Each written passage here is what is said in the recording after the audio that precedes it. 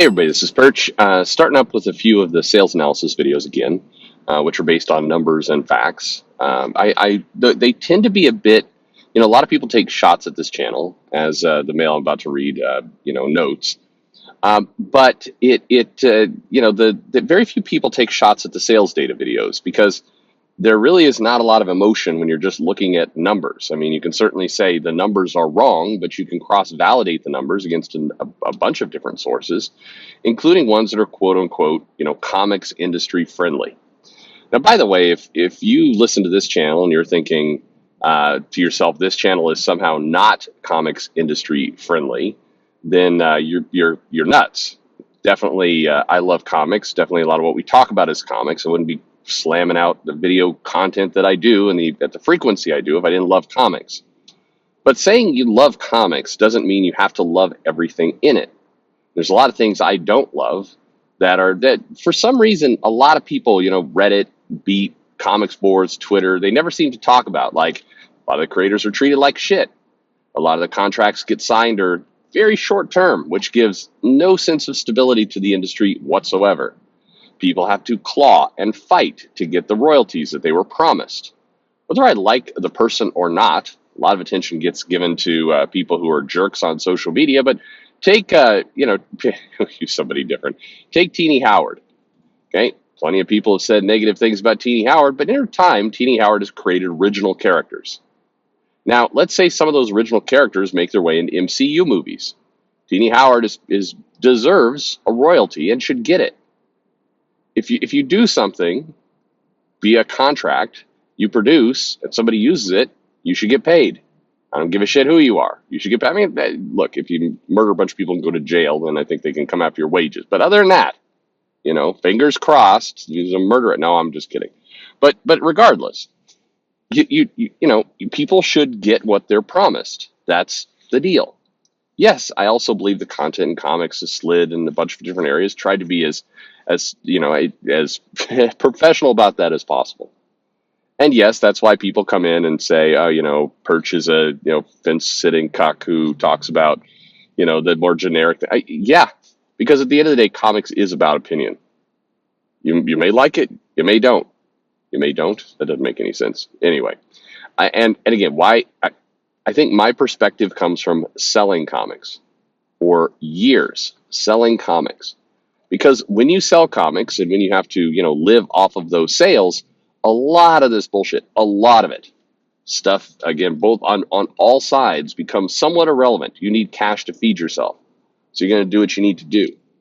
You're not going to really care if this comic is, written or drawn by the biggest communist in the world, if it sells well. You can still say, hey, I don't like that guy's politics. Somebody comes in with some cash in hand, you smile and you sell it to them. That's what you do. But this mail goes, hey, Perch, I will occasionally run into a Reddit comment saying that YouTubers, such as yourself, are lying about comic sales being bad. They cite an article claiming comic sales are the highest ever, 2 billion. And then there's a little link in this mail to the Business Insider mail we've talked about before around comic sales and other things increasing. Seems like this is based on manga sales. What's the straight dope, Perch? Okay. So this is the thing I've hated most about this channel and talking, but it's the way that people are now, is that in order to have a conversation, you start to have to put in a million disclaimers. Well, based on this time period, based on this demographic in this country, and the reason I hate it is 99% of the people know exactly what you're talking about. They're well aware. They are deliberately being funny with some. Well, but what about the state of Delaware? Huh? Did you take that into account? You didn't mention it in your thread. Seems like misinformation. They know. They know. And who wants to walk around having a conversation where you have to detail every specific little part of every fucking thing? It's awful. And again, it's disingenuous. This is people who really want to fight. And the people who get into the argument of comic sales are doing better than ever, the vast majority of those people who are taking that side are not doing it because they give a damn about comic sales or how comics are.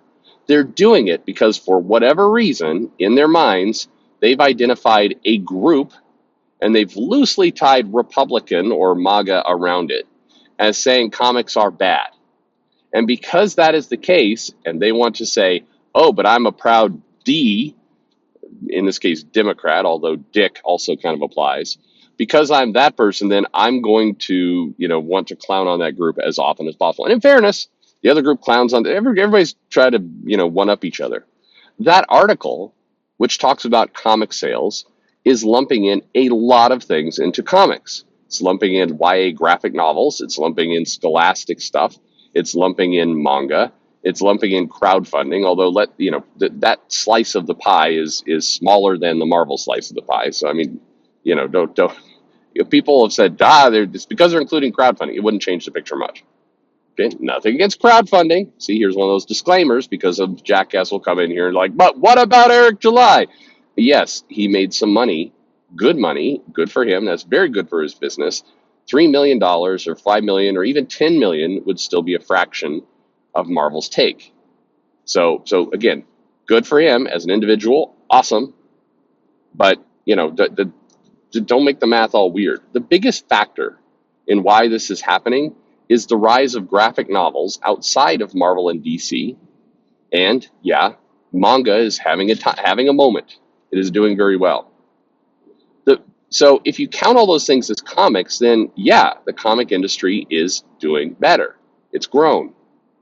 But you don't need to look at a Business Insider article or Reddit or any YouTube channel, including this one, to kind of get a sense of what's going on.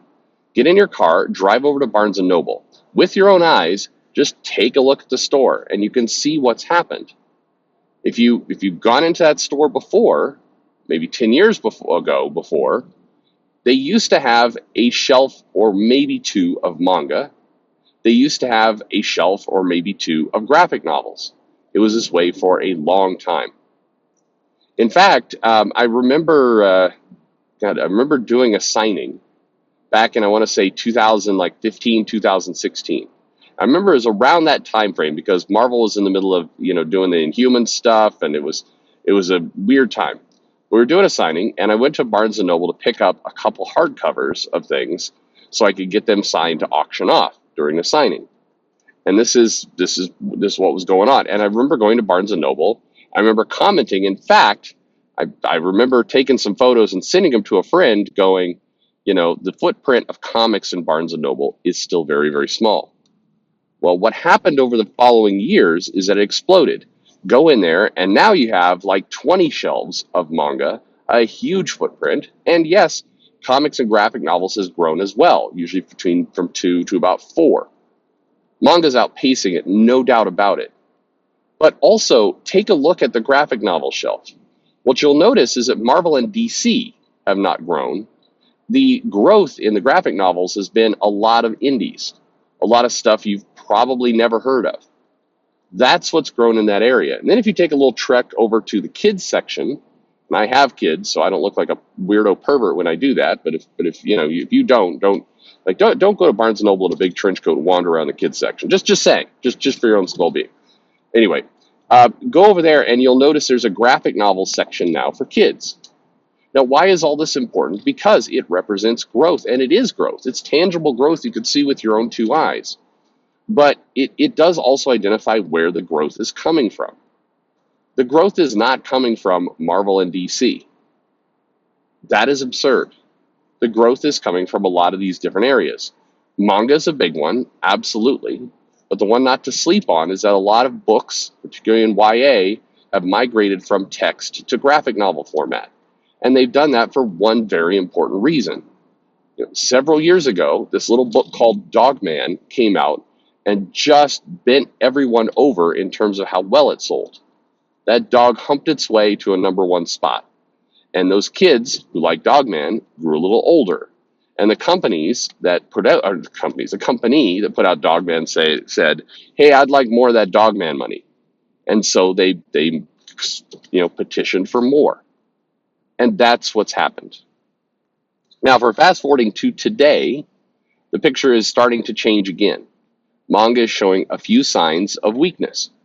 Now, this doesn't mean that people are getting tired of manga. It does mean that the some of the big series, in particular, the stuff that brought a lot of people to the table with manga, are either ending or have ended, or they basically they were able to translate 14 volumes of something, bring it out.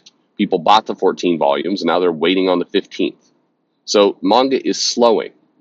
That is pretty normal, pretty natural. They're either out of content because the series are over, or they're waiting for new versions to come out. My Hero Academia is a great example of this. It sold a ton, but there were like 9 volumes that were ready to go when people walked into the bookstore. The My Hero Academia is still going on, but the volumes are slowly coming out. So of course things are going to, money is going to slow down. You walk in here, you spend $100, and they I would say they've saturated the audience because there's new people coming into it all the time, but not at the same volume it was. Now people are there, they're happy, and they're just waiting. The other thing that's happened is the YA graphic novel went a little too hard too fast. Again, they saw Dogman, they saw the sales, and they chased it. And then, lots of graphic novels got, commissioned. Lots of YA stuff got, contracts went out, but not everyone's going to sell like Dogman. So companies are pulling back a little bit. They're not offering as many contracts as they used to. So that's what's going on in this industry. So when you have this argument with people, just know you're having it with a disingenuous group. If you're complaining about sagging sales of Marvel and DC, that is a fact. Particularly if you look at the long game, if you look at what it sold in the newsstand when it was doing 100,000 plus copies on average, and now it's doing 30 to 40,000 copies on average, that is a decline.